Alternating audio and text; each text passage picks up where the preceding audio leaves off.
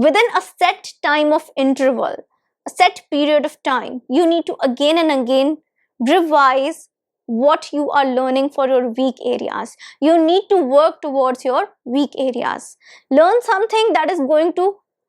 Hi everybody, how are you all? Hope you're doing great. So are you ready for another session on English with me? Today I'm going to tell you something that is going to change your fluency game a lot. I've heard a lot of people say that they can speak English, yes, but they can't see much progress now. It's like they can speak English, but the accuracy and the fluency that they are looking for is somehow missing. Now, what to do in that condition, how to overcome that, and how to become more fluent.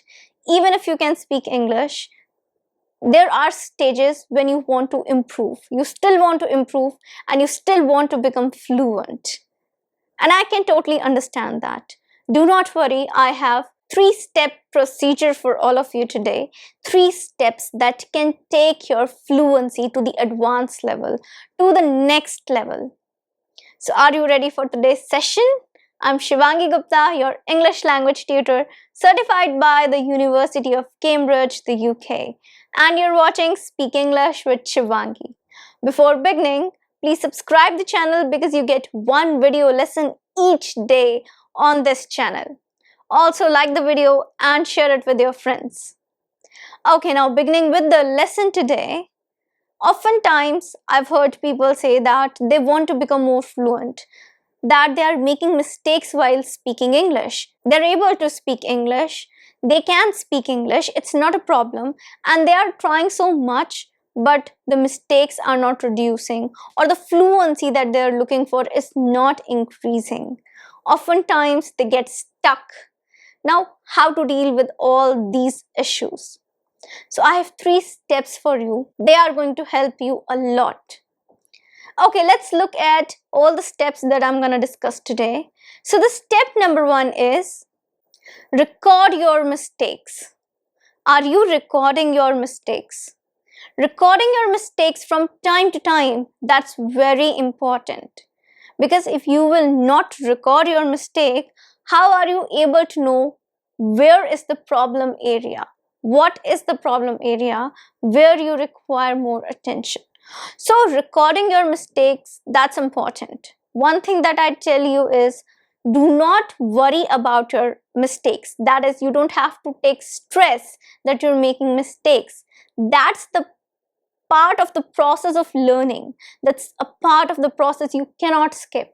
But the big question is, if you really want to reduce those mistakes, you need to have a very positive outlook that you need to record those mistakes. Now, recording the mistakes means you're accepting that yes, you are making those mistakes, and then you're working towards those mistakes. Because just letting them go and not working on them at all is also not the correct way to approach it. That's not a correct approach. So the thing is that do not be afraid of making mistakes. It's okay. Accept that you will make mistakes because this is your journey right now. You're in the process of becoming a fluent English speaker, and hence in this particular process, you're bound to make some mistakes while speaking in English. So accept that fact. Now, when you are relaxed, when you will accept it and you won't be afraid to make mistakes, you'll be able to speak English. Now, the thing is that how to reduce those mistakes. That's the frustrating point. Now, in order to reduce those mistakes, you cannot just let it go altogether. That, okay, we should accept our mistakes. So I'm accepting my mistakes. Now I'm not even working on them. That's not the attitude. There is a bigger step ahead. It was just the first step. So the bigger step, that is, you need to record all your mistakes. Because when you will record your mistakes, you will know what is going wrong and what is going right. Where is the problem, what you need to address and what you don't need to address. So recording your mistakes, that's a very important part of this process. Because when you will record your mistakes, what will happen is, repeating those mistakes, the chances of repeating those mistakes will get low. And when the chances of repeating the same mistakes will get low, you'll have a good chance of speaking accurate English, which will automatically increase your confidence, and hence it will automatically increase your fluency too.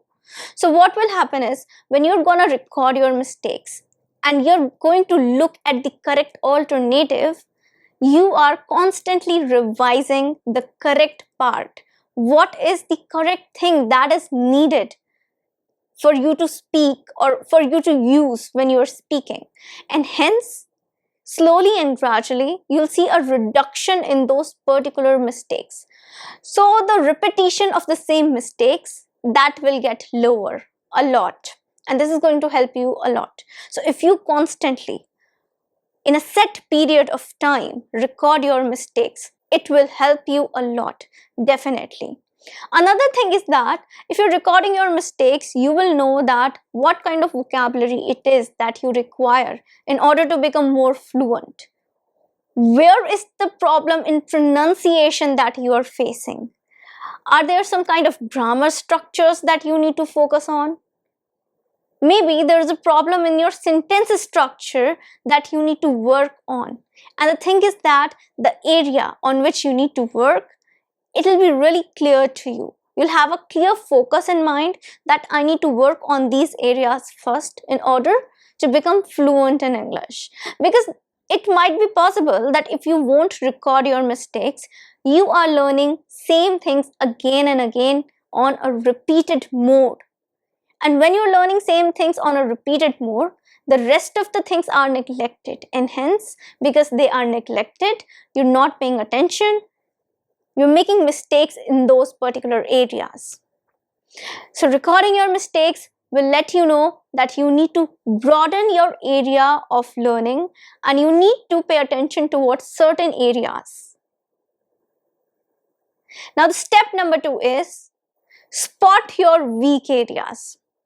Now you have recorded your mistakes, you have done recording, you've gone through everything. This is the time you need to spot your weak areas. Again, the weak areas are the areas that require your attention. You need to accept that there are going to be some weak areas for you. Pronunciation might be a weak area for you. For somebody else, vocabulary might be a weak area. A lot of times I've seen tenses are weak areas for people. All the 12 tenses that we have, they are a weak area for people.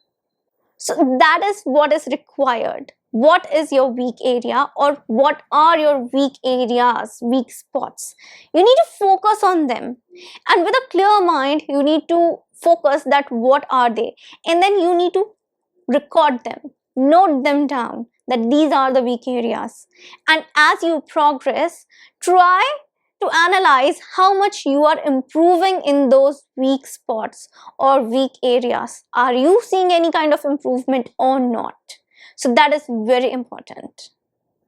Now let's come to the step number 3.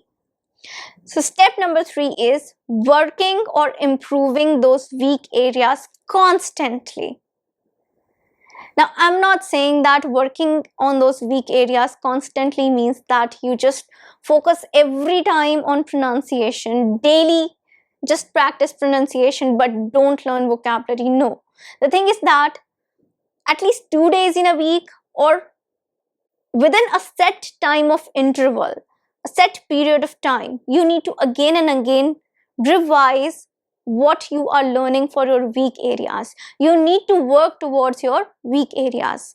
Learn something that is going to benefit in improvement of your weak areas. For example, let's take vocabulary.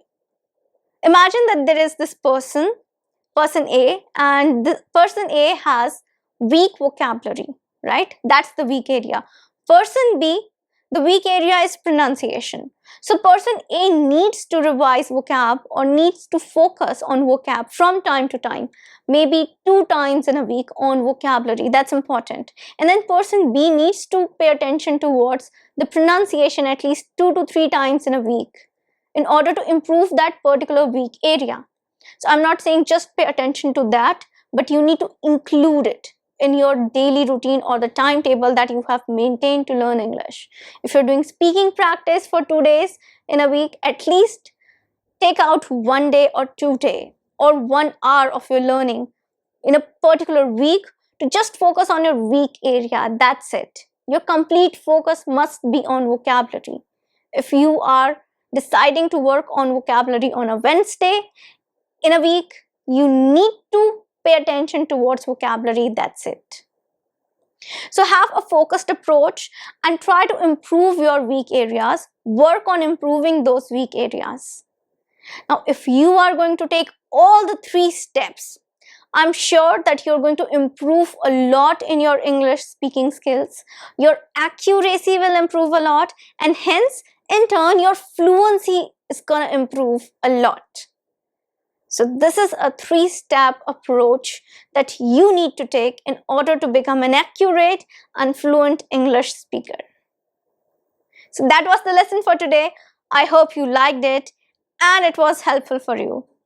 Please like the video and share it with your friends. I'm gonna see you tomorrow with a new lesson. Till then, take care and bye.